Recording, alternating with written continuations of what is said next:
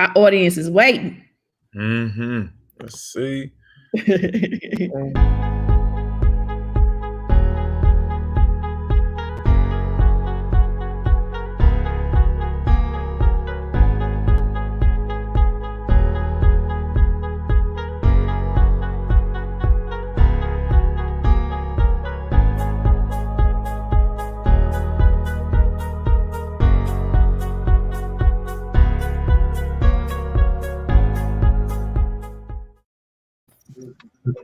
Hello. Hola, ¿cómo está usted? Y'all didn't know I knew that, did you? ¿Cómo está usted? Yeah. Habla poquito español, loco chica. You're supposed to say muy bien, very good. I asked you how you were doing. You're supposed to say muy bien, gracias. No, I didn't know you spoke Spanish. I was asking you speak Spanish. Oh, that's about all I know. I want to learn more though. Something I really want to learn. So hey, what's up, y'all? Good morning. Y'all doing okay?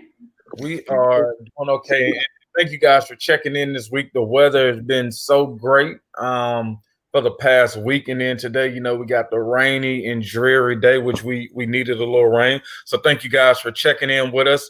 If you are listening, say good morning. We see Candace jumping on. And Candace, sorry, we got to get that school board meeting streaming better, but thank you for always jumping on that. But if you are watching and listening, just tell us good morning. We're gonna jump right in. But Torvis, how has your week started off? It started out good, man. I'm doing good this week. It's hump day, so I'm just getting over the hump. Yes. Yeah, I agree. Like this week is starting to go fast. Tomorrow will be Thursday. Yeah, and then we'll be in store for the weekend, but just trying to cook food again and stop eating out. So looking forward to lunch. Did you do the Leland Statham? You said it's hump day. It's hump day. Hump day. It is hump day. I'm up. I done tried to wake the kids up. I'm just so used to things is going on. I'm working. And wasn't nobody moving in the house. So I'm in here hollering, why y'all ain't moving? Why y'all ain't ready for school? And they ain't even got school. Lord Jesus. Yep. And happy Veterans Day to all our veterans out there. Like this day is for you guys, and we want to take time to reflect on and to really thank you for your service through the wars that we've been in, and just always protecting America first. This day is for you guys. And so thank you for your service. Yes, thank you. That's very important to remember the people who have served our country and who have protect our sea to shining sea from coast to coast and abroad. Thank you so much. And hook a sister up one of them free meals y'all be getting too though. Come on now, just invite me to the table. A free lunch card. Yeah, man. I'm just joking. So what's going on in the landscape of education? We got attendance down or an enrollment down 33,000 children across the state of Tennessee, according to Chalkbeat. That's very interesting. Very interesting. That's a lot of kids out of school. And I think about 4,000 of those kids are MNPS, close to 4,000. Yeah. And we'll say this. I mean, Candace talks about the teachers at the board meeting saying there are no cleaning in the schools. And I watched a little bit of the board meeting, and they were saying how they just didn't have the PPE, which is something that was going on. Also, parents who want to switch to virtual. Remember, we talked about it a couple of months ago. We said once you make your decision on whether you're going to be virtual or in person, that's a decision you have to stick with for the semester. And I think a few parents, since we're having outbreaks in the schools, have come up and they're trying to switch it, which the district says it's no switching this time around. Man, and that's concerning. I think that's one of the things that we've been really advocating for, that parents do have a choice to have informed, and they're able to make informed decision, a choice, but also be able to change their mind. They can't predict or had no idea that things were going to worsen. And they made a decision at the time based on what they thought was best at the time. And so that's very concerning. Yeah. Yeah. And I think we gotta think about it. It'd be interesting this week to hear from some of the teachers. I mean, looking at the board meeting, they felt like they were essentially hanging out to dry, that they are just exposed and they don't have cleaning supplies. And you just think about some of the things, like we always knew teachers were buying their own supplies for class. Now they're buying their own cleaning. They're bringing in their own masks. They're bringing in their own hand sanitizer to make sure they stay safe.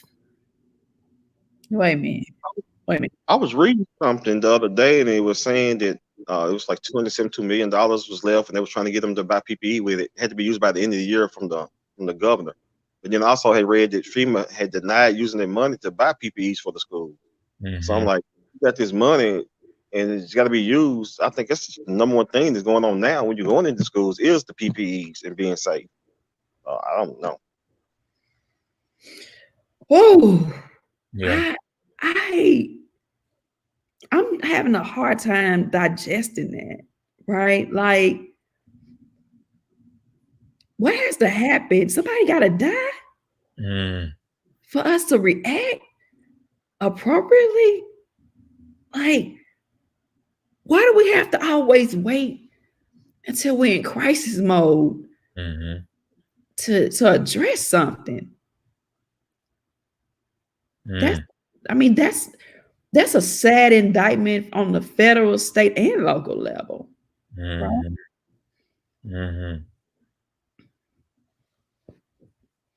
Yeah.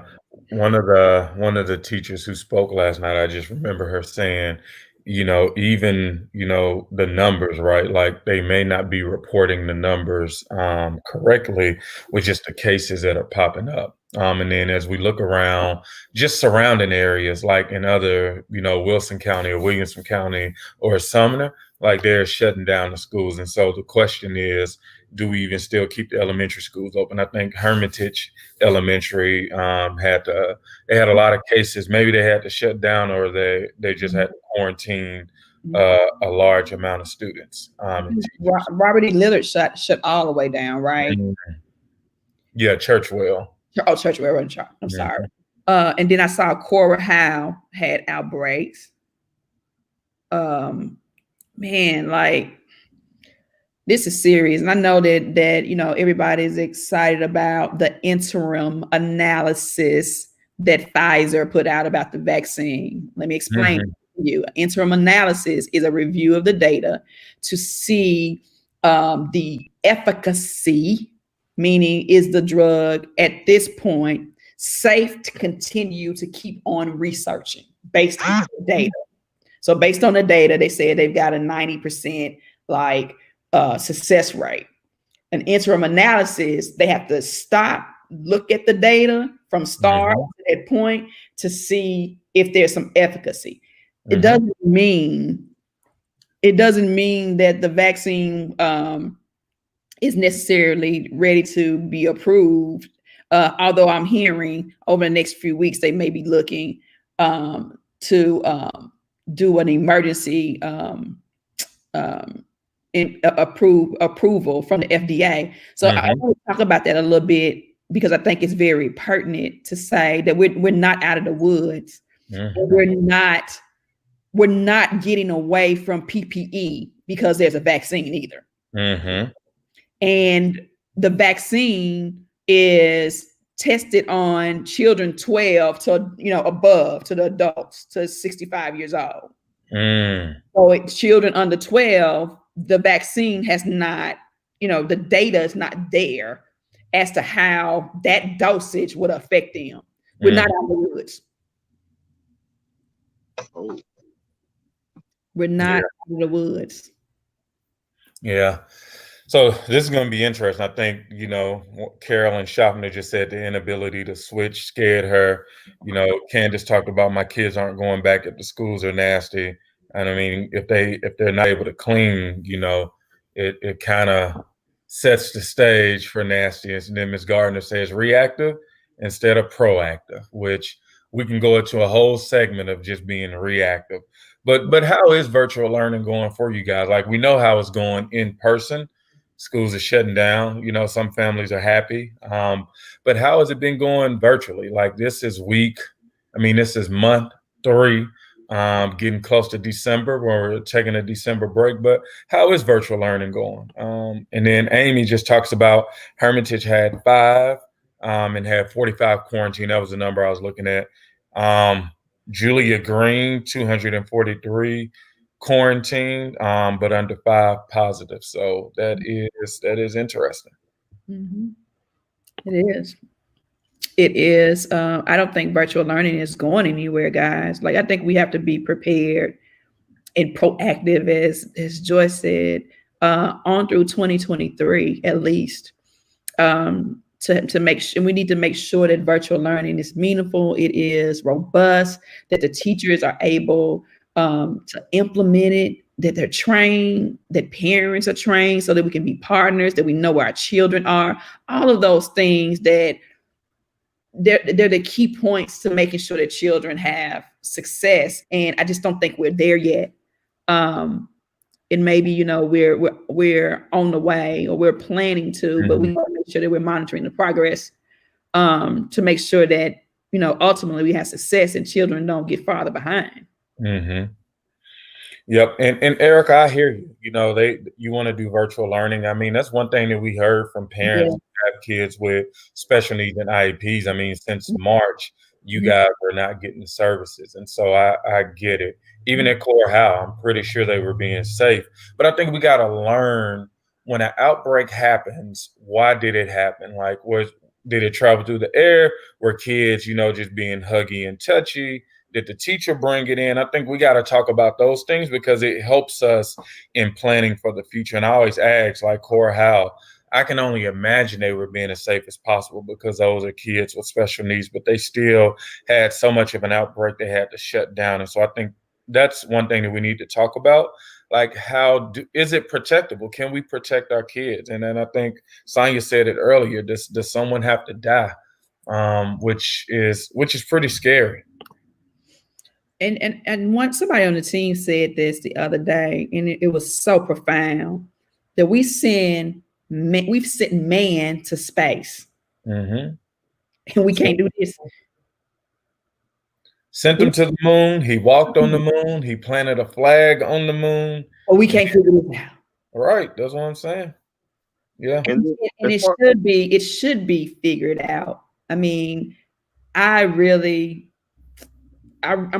concerned about our children who have disabilities. I'm concerned emotionally for parents. I'm concerned emotionally for the children. I'm concerned that they're getting farther behind, and depending on the disability or the needs or the interventions or the accommodations that these children need. We got some that are getting farther behind than others. And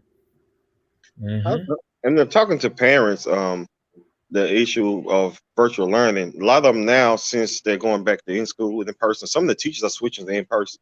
So now the kids have new teachers. And a lot of the parents is like, why they switch the teacher? She didn't let us know. Now we've got a whole new teacher teaching a different way. They don't know the kids. So it's a big change right here midstream of what they was already doing before, just because they was going back in person. And then, so it is a big switch. If your child is used to a certain teacher, and then the next day you open the computer and somebody else is on there, you know, they're already going through enough. At least let them know that you're going to switch, you're going to do something different. Yeah. And the thing about, like, we were just talking about children with disabilities, like some children have trouble with transition and things being different. And I see Candace said that, you know, they changed her son's time, and it's just kind of like thrown him into a bad place.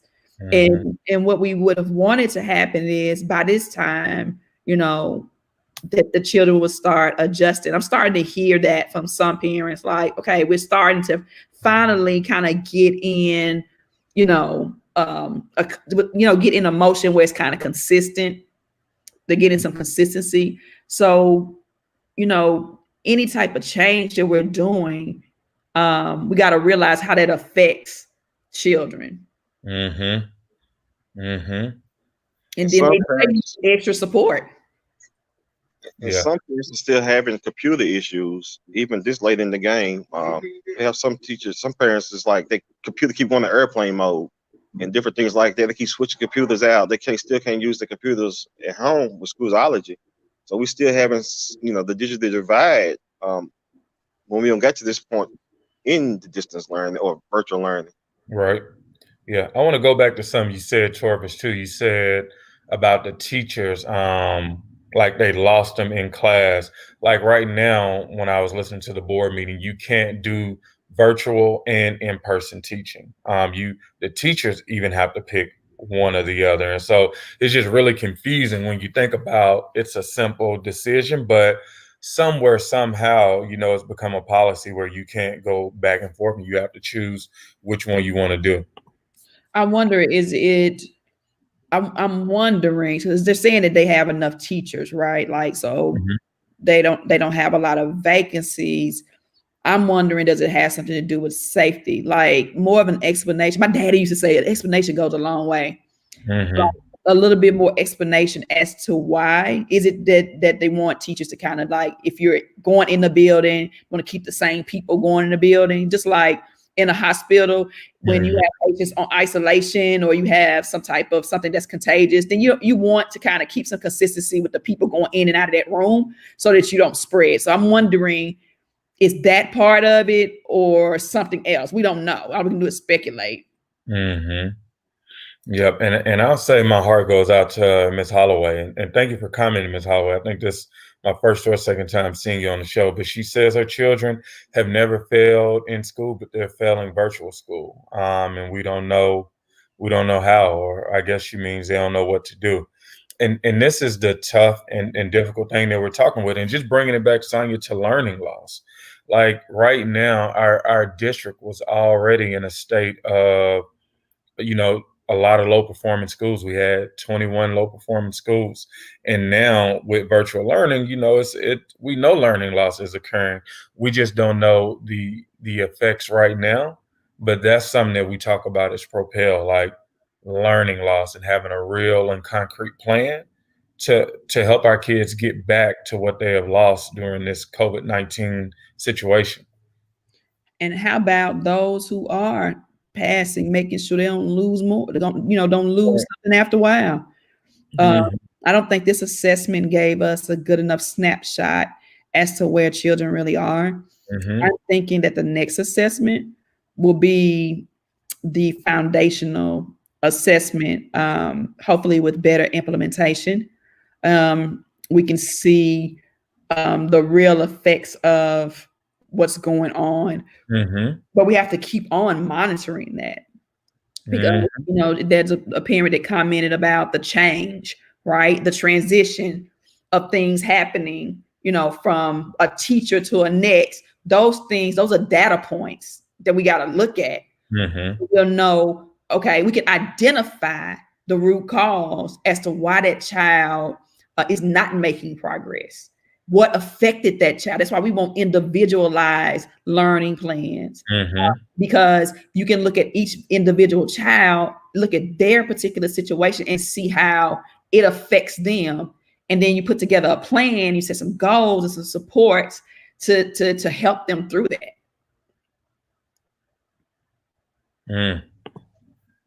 I agree. Yeah. Totally agree. Yeah. And let's talk about these MAP assessments. Like we own it now. Who still haven't gotten any MAP assessment scores? Yeah. And I'll go back as we're waiting on that. Last week we had Monique on. She was kind of in and out, but we had the opportunity. First week we called out to a school in South Nashville. I want to say it was Oliver. It was some school. Thurgood Marshall. And then last week we called right in 37208. We called to John Early. And Sonia, you had a good conversation with one of the guys who was new. The secretary. Who was serving as a secretary. But this has been good, guys, like hearing about the MAP assessment. Well, we heard, the scores that came in. They realized pretty quickly, and we already knew that those scores were inflated by parents who had a difficult time watching their kids struggle to take a test in the house, and they found themselves helping their kids. And so even the scores were low, but they were significantly higher than they have been before. And that just caused red flags, which they finally came out and said that was from parents helping their kids. Yeah, we knew that was happening as we were talking to parents. So we could have given them that before they even got it, that little piece of information. Yep. But I mean, I think, I did some research in other districts as to what they were doing. And what they were doing was they were scheduling times for kids to come in. So my son, for example, had some assessments done. And what we did was we had to stop virtual school, and we went into the school, and he did like a one-on-one assessment with the teachers. We have to look at the best practices in other districts. And even in our very own districts, there are some schools that we need to look at their best practices and implement them. You gotta look at the real goal, John. Like, does it matter what school model, or does it matter about the child? That's schools, and some schools are having some success. I checked on my godson at Purpose Prep, who's in kindergarten. He's in kindergarten. And I was concerned about him being in kindergarten, his first school experience, and she said it's going great. Wow! Shout out to Lakewood Newman over there at Purpose Prep. Yeah. So what do we want parents to do as we think about MAP assessments? Like I see Candace, she said she got hers. And I see Miss Brown on here, who is a teacher who is listening to help seek the solutions with the parents, which is awesome. But what are we looking for in the MAP assessments? I know we got somebody that's coming in, Sonia, to teach us how to actually look at and read the MAP assessment so we can understand what we're actually looking at. Because I ain't gonna lie, like I can look at some stuff and still not be like, okay, like, but what is this? Yeah, there's you want to look at growth, and I liken it to the growth chart that is used when we go to the doctor's office. And when babies are born, they start to monitor their head circumference, and they monitor their body weight and their length to see if they are growing based on their peers, other babies that have been born, right? And so that can mean different things for different children. Let's say if you have a premature child and they are measuring that child, right? Like, but that child starts to grow at a good pace. That child may not be the size as my big old 9 pound 4 ounce baby who was off the charts. You see what I'm saying? Like, it doesn't mean. So we need to understand what growth means for your child. Is it too slow? Is it? Yeah. Go ahead, Taurus. What you just described is each child is not the same. It's individualized. This is what you decided. Just like me, my brother, and my sisters, growing, we put the little mark on the wall. Some gets a wall, put the mark on it. But everybody's mark is going to be different because we all different. We all can't sit in the same shoe. So what you just said is individualizing the growth chart, individualizing the learning plan. It's exactly what you just said to me. Yeah. When I take my 4 children to the doctor, they all got a different plan. The plan ain't the same for each one of my children. The plan may be different because they have different needs. And the one size fits all model just doesn't fit. It doesn't fit at the doctor's office. It doesn't fit for shoes, and it shouldn't fit for school. And it don't fit for dresses either, because I done tried it. Come on now. I know one size fits all dress. The clothes we order off online on Facebook, it have you put on a Barbie doll. Order from Wish, and then you get it. You wish you could fit it. Yeah. Wish you got your money back. It looked like a bed sheet. Somebody, I got this for $2. I see why. I'm sorry, that's funny. And as we go through this, like I said, just going back to Tara, how long do we think this virtual learning is going to last? Because again, when it happened in March, right, we were like, everything was messed up. Like school was messed up, the community was messed up because it just happened, right? And now we found ourselves in August saying, well, sheesh, we didn't know we were going to go this long. And so like what I really want to hear from, how long do we think it's going to go? And then what are some of the things we need to do to just get ready? If we think it's going to stay around, what are our expectations as parents? And Tara, like I'm asking you too, what are our expectations as parents to make sure our kids are actually learning?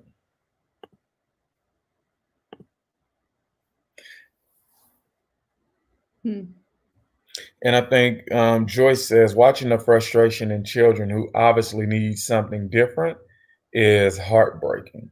Yeah. How long is this going to go on? Like, is it going to go away in January?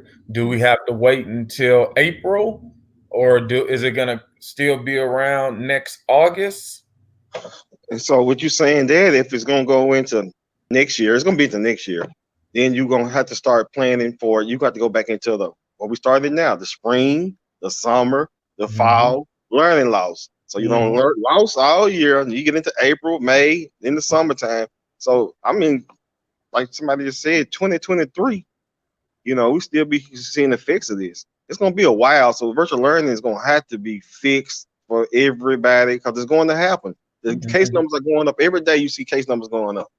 And half the things we say, question everything, half of the things that we get as far as numbers, that's probably only half of the true numbers. It's a real thing. I have an uncle, uncle, just got out of the hospital. They've been in there for 97 days from COVID. 50 years old, still running around playing basketball, dunking and everything. It took him all the way down. So this thing is real out here, and it's really, really affecting people. And you don't want something to happen to somebody in your family, and definitely not your child, by people planning on getting it right. You can't do that. And Tessa Brown says, honestly, virtual learning will be around as long as the community is not doing the things to stop the spread. Yeah, so we gotta do a few things. We totally agree with you that it's not going anywhere. We got to give the teachers the support they need. Okay, this is a new skill set, and we need for teachers to have everything that they need so that they can inspire children, engage them, and be able to do their job. Okay, I had a teacher in Tribeca, and she lived in Hawaii.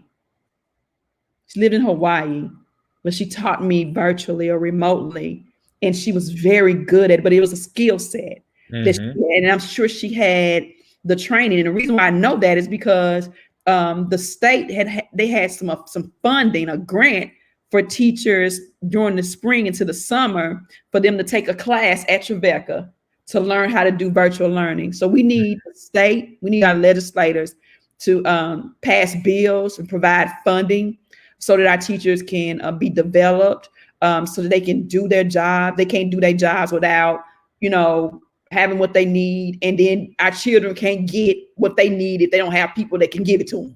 Yep. And if they don't have the devices and the high-speed internet that they need to implement this stuff. And so as we hear from her, COVID spread so easily. Candace talks about, my son has a computer to read to him and he has to follow along to be in these team meetings. Like this stuff, like how do we make sure we have excellent virtual learning? Like what makes it good? One parent talked about she can realize the teachers are speeding through the material way too fast, but then some teachers are doing it really well. How do we highlight the teachers that are doing really good virtual learning and then support the teachers who need support to make sure they do it better for the kids? I think that we need to shout out those teachers, right? Yeah. Like parents, when you have great educators, I think that we should honor them and we should shout them out when they're doing something that's great. We had back in the spring, we had Mike Austin. We had Nikki Henderson from SWAT. that put together some remote learning while the district was doing Channel 8. And they nailed it. But I don't see nobody going to ask them to take that skill and that leadership and spreading it amongst other educators, our younger educators, right? They're just coming to the field. I wonder, like, what's the percentage of new educators that came in to this? It had to have been a shock of their life. Yeah. But I think we gotta talk about when we see something great, we need to let the district know that so-and-so, Mr. So-and-so, or this school over here is doing this. And then hold their feet to the ground. Like, once you know better, you gotta do better. And to get away from that thing where it's some people have an ego thing, it's about the kids and getting the kids educated. And just because it's not your ideal or how you would do it, go with what's working. Don't try to recreate the wheel. If it's working, let's go with it. Let's try it, because what we have been doing is not working. We know that. You got that right. Yeah, it's just not working. So I'm not going to keep on trying to put a square tire on my car if I know it ain't gonna work. I'm gonna go ahead and get the round. Did you say a square? A square tire like the Flintstones. I'm not gonna put it on my car if I know it ain't gonna work. It can work.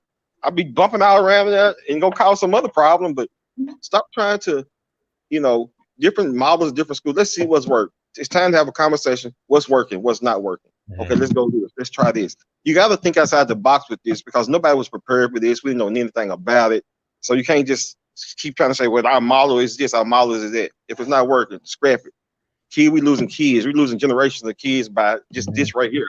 These kids is finna graduate this senior class. Oh man, they done went through the whole school year. What do they actually know? And then looking at the stats, how many people is college ready? What are those kids gonna do? You got to do the trade schools. What are them kids gonna do? Right. I thank God. My daughter is graduating in the spring, but I'm gonna tell you what her saving grace was. It was the quality of education that she had from kindergarten all the way up to 11th grade. I'm just gonna be transparent. Like, I wasn't worried about her. I said she's leaps and bounds, and she is. She's way ahead of the seniors that she's in the class with. And it's not to speak down on them. It's just she has had quality. I asked her yesterday. I was like, "Tell me what schools you done been." I got so many children, and so she said, "I went to Amqui, Liberty, and then Davidson." And so I got excited. I said, "Yes, you was at Amqui when Dr. Steele was there. She didn't play." Miss Mitchell made sure you was ready for TCAP and ready for this. And my daughter, she was OCD. I got to do my stuff because Miss Mitchell said I got to score high on my TCAP. Like, she was programmed and inspired to succeed every day she went to school. Yeah. And so she had a successful pathway. With a 24 on her ACT, and we going for a 20. Whoop, whoop.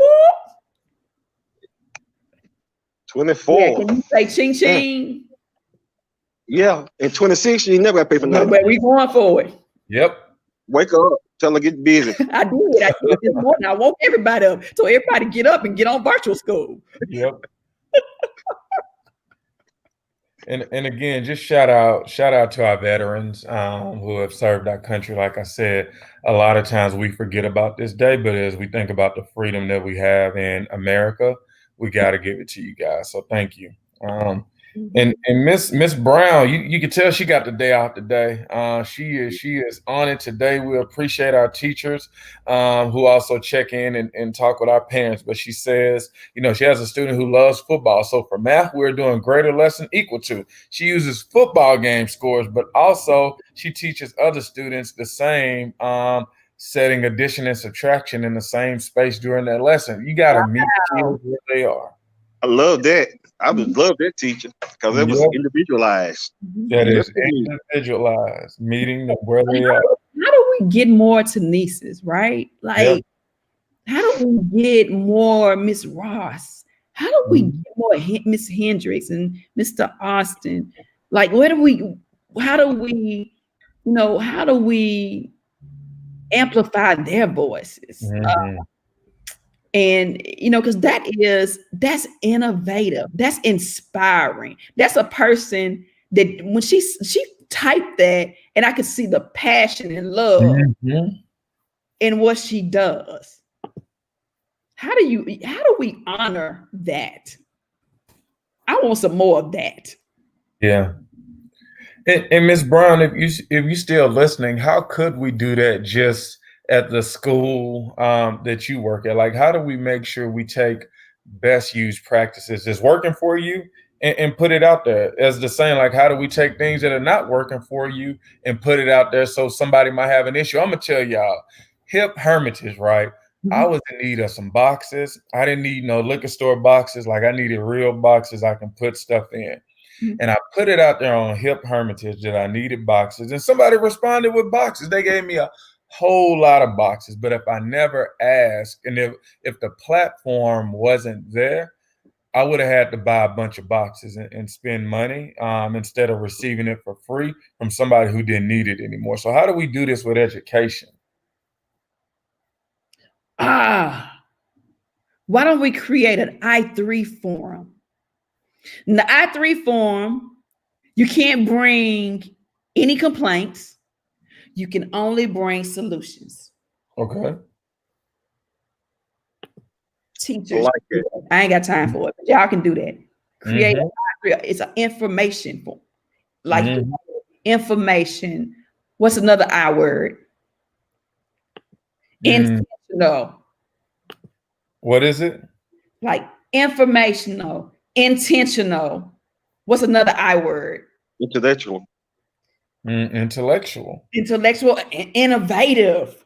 Innovative. Okay. I3 form. Get it 3 I's. We need on the system. We need on the system, John. Come on now. I3 form. Maybe Propel will do that for teachers, for educators. Yeah, teamwork. Like, let's put it out there. Oh, Candace, like, involved. All right, I love this alliteration. All right. That way, because see, John, the reason why I was thinking about that is because you said that you were on this platform and you said what you needed. What I needed. Nobody got on there and said, man, ain't nobody finna send you no boxes. We ain't never had no boxes. Come on now. Yeah. They brought the solution, right? That's why it came to mind like that. Somebody take that vision and run with it. Tanique, you got it. Yeah. And as we get ready to wrap up, any other things that are on the top of the mind, like I said, as we think about the board meeting, things that are going on.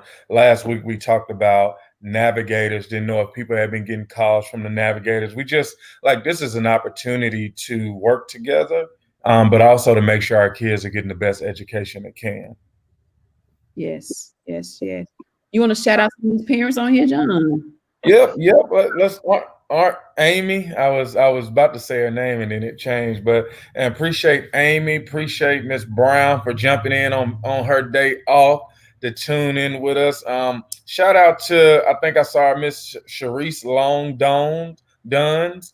Another parent that I saw on here for the first time, Miss Tara Holloway, or as she wants to be called, Miss Wu. Shout out to Carolyn Shopner. We got a lot of new people on here today. Miss Erica Brandon. Thank you for jumping on. Like, this is what this is all about.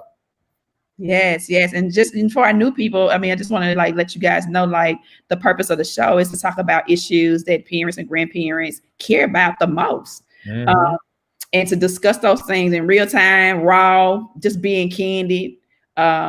This our show to talk on it. Anytime you guys want to join the show, a lot of you guys comment, but reach out to us if you want to be on here. Denise, some of you guys that are on this, I know Denise is working during the day, but anytime you guys want to jump on here with us to be involved in the conversation, you are more than welcome to do so.